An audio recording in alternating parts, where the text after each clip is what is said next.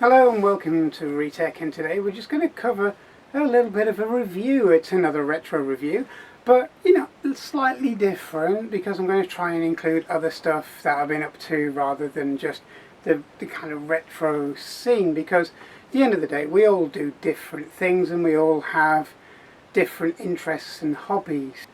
You can kind of see there's not really anything on here at the moment, but what I've been doing over the last month is getting together a small setup, a more digital setup rather than the old school MIDI setup, so something based around a DAW, to do some of the music for the videos that we have.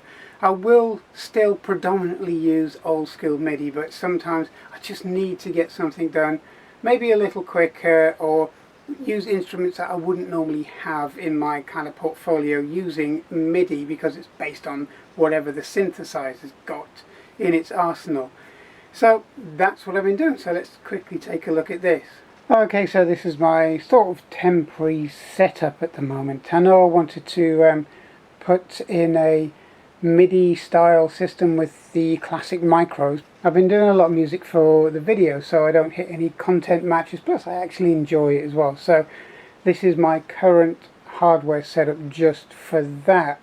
And what we have is a Notation Launch Key 49 just over in the corner of the screen there. You can see it there, linked to a ProSonos 24-bit sound card and sound interface there, which is very nice. It's actually much better than I thought it was going to be, because I tend to use standard MIDI in and outs with standard audio feeds off of a large jack rather than a all digital system like this. And then just below the keyboard you can see a laptop, or the screen of a laptop, and that's what's controlling the keyboard, and it's got the DAW software on there, which is what I use for that, with a small sound bar along the edge of it, and that's really to get a nice sound outside of headphones. And then we have the big PC, which is at the back. So once the music has been put together, it's then transferred to the larger PC at the back, which has the video editing suite on it. And this is basically what I've been up to for the last week or so, just trying to get this set up the way I want it. It's not quite there, but it's kind of getting there, so I'll just walk you around it. So this is the MIDI keyboard, or the MIDI controller, and it's actually a lot better than I thought it was going to be. It was bought specifically for this, and it's been quite good. And then in the background you can just see some of my cameras and another PC, and I'll cover more of these cameras later because there's some quite interesting stuff about them, but it's not for this one at the moment. As you can see, we've got the laptop in the back with the small soundbar alongside it, and also the main PC just over here, which everything gets transferred to for editing, and another small digital keyboard, and then the main machine here. So that's the whole kind of sweep at the moment, and that's how it's kind of put together.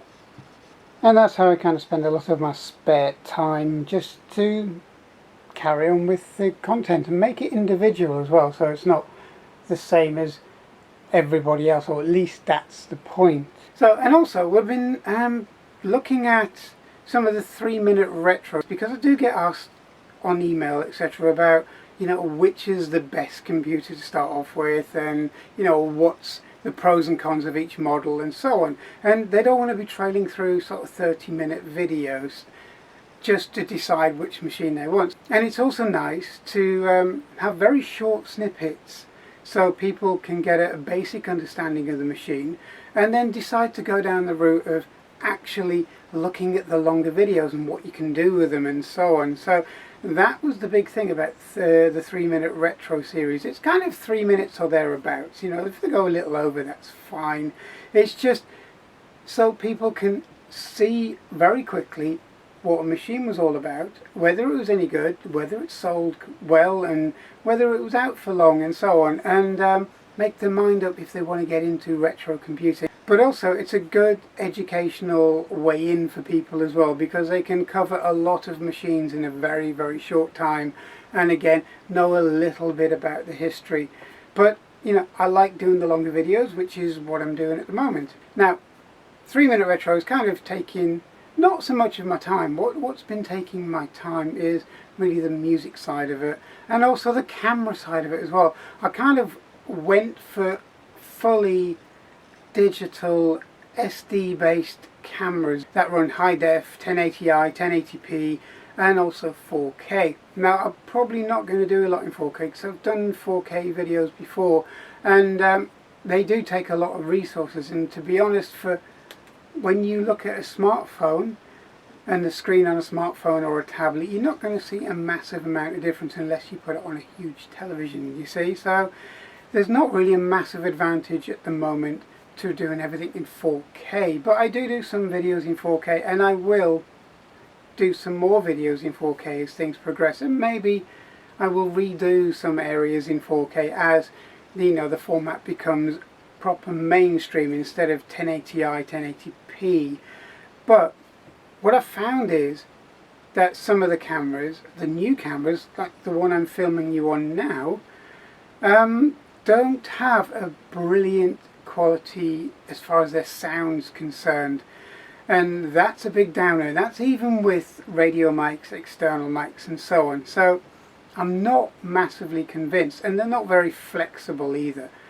They're easy to carry around, they're portable, they're easy to use, but they don't have the same quality in both the way that optics work, where the sensors work, as professional, larger, maybe slightly older school cameras. And that's something I really want to kind of do a little bit on in the future, because a lot of people who are into retro machines are also into cameras and recording and videoing and so on, and you know, we all have different hobbies as well, so it kind of ties in well, especially if you're going to start doing editing and so on. But that's for a little bit later on in the series. Now back to the retro stuff. You may have seen a couple of videos ago a Commodore 486 PC featured here. Now it was nice to get hold of, it was nice to have, and if you watch that video you'll see that it was very, very clean and tidy, but I was not impressed with it, and I wasn't actually very impressed with its build quality and its links to Commodore really. I think, as I said, that it was more of a badge engineering kind of thing. So since then I've decided to repair the machine. So I've taken out the real-time clock, and then I installed it, switched it on, and yeah, the real-time clock worked. It started to save and keep the date and time and so on, but another problem showed up, and that was the IDE interface, which is on board on these machines. It's actually integrated into the motherboard itself. Now that's failed, so I'm never going to get a hard drive working as it should originally. The only thing I can do is add in an IDE card and get an ISE card, install that and run everything off of that, which is completely feasible, but that means kind of adapting the BIOS, turning things off so it doesn't look on the onboard IDE, which is still completely feasible. But I look around the board, and after I kind of studied the components on the board, there is not one mention of Commodore on anything, or MOS. Nothing's legend up as Commodore, the PCB isn't, there's nothing legend up as MOS, there's nothing legend up as anything to do with Commodore. This was a basic, I believe, a MyTac clone, and it just had a Commodore badge slapped on it and a very poor one slapped on the monitor and sold as a Commodore unit. And that makes sense because David Pleasance wanted Commodore to be a kind of holdings company where they would use their badge on a lot of other devices, from PCs to kettles to toasters to TVs and so on, because Commodore at the time was very well known, and it was a way of getting revenue back into the company. That didn't work, obviously, but you know, I guess they kind of went down that route a little bit. So yeah, the other video I did was about Windows 11. I know it's not retro, but some of the machines that we have now that you probably have kicking around in your home that are maybe 10 years old now, PCs, are now classed as retro, even though they will perform just about everything that you want them to do today with Windows 10, etc. Now, my biggest bugbear with this was the fact that Windows 11 was looking for its security side in the BIOS, so it wouldn't install or run Windows 11. Even if you had enough memory, you had a decent enough spec processor, and the machine was technically fast enough to run it and more than capable to run it. So I dug out my old Vostro, which you can see in the video about Windows 11, and okay, it has got a very good graphics card in it. It has a lot of memory in it. I think it's just about maxed out with memory, but it's still a Vostro. It's still a decades old machine. So I knew it quite happily ran Windows 10, which it wasn't supposed to run, and I actually knew that there was no issues with it over the amount of time I've had Windows 10 on that machine. So I got round the installation for Windows 11. I've been running it for over a month properly, really hard, using VR headsets. The kids have been gaming on it using, as you saw, Fortnite, etc. So they've got an additional player machine for when their friends are around and so on. They've been basically hammering it with other games and software on it. I've done a little bit of video editing on it, and it hasn't put a foot wrong. And this is a machine that Microsoft don't want you to put Windows 11 on, and a machine that Microsoft want you to assign to the bin, to the garbage dump, to the recycling unit, to the landfill. And that's just beyond a joke in this day and age, especially when it's more than capable of doing everything that I would want it to do and still want it to do. There is nothing that that machine does that my new machine, my all singing and dancing machine, can't do. It does everything that machine does, and there's very little difference in the actual physical performance when you're using the machines. It's all with PCs down to the hardware you fit to the machines.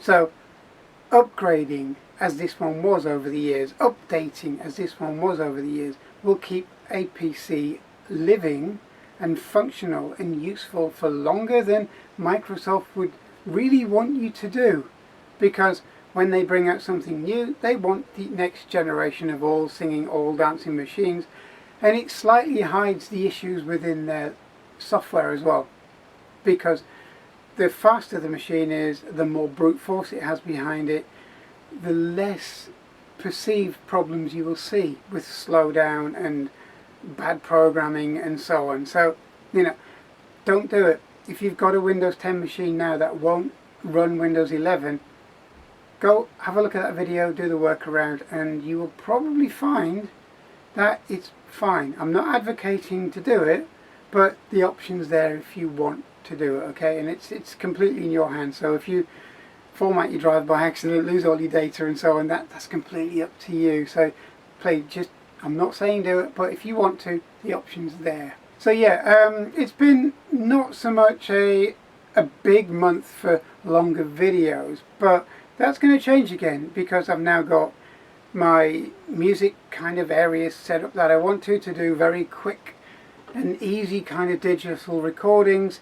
I've got my analog stuff set up, which is over here, which you've seen before, and I soon will have possibly an Amiga set up permanently to do some music and to put the Amiga to work as well. And that would be a good thing, because I like putting my machines to work.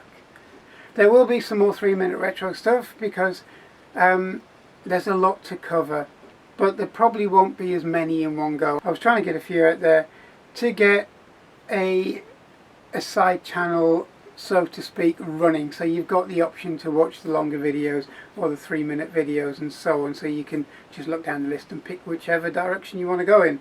And that's what it's all about. So there will be more repairs to do, there will be more history files, there will be more 3-minute retro, and there will be more of me just going on about my retro life. The other one I did which I really enjoyed doing. It was the Digital Life, and that was about an Atari ST, which I'd had for some time, hadn't used, hadn't really looked at, and it was just put on a shelf and left.